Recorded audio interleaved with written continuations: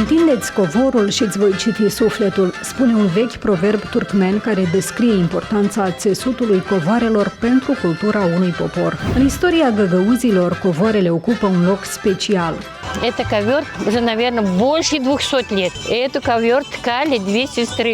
Одна из них, она была художницей, и по ее рисункам они ткали вот этот ковер.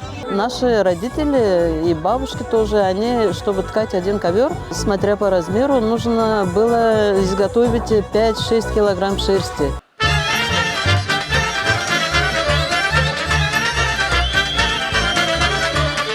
Fiecare element țesut pe covor simboliza ocupația familiei. Crescătorii de animale îl ornamentau cu păsări sau bovine. Agricultorii împodobeau țesătura cu struguri, iar florile simbolizau dragostea.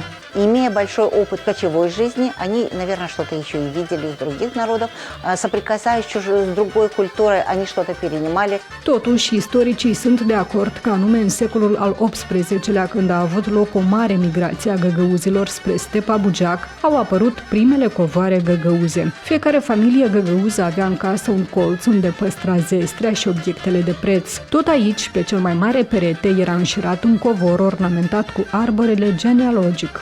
На этом дереве столько ветвей ткали, сколько детей в этом доме существует. И на конце каждой ветки тоже по бутону. Это как предположение счастливой, здоровой жизни у каждого члена семьи.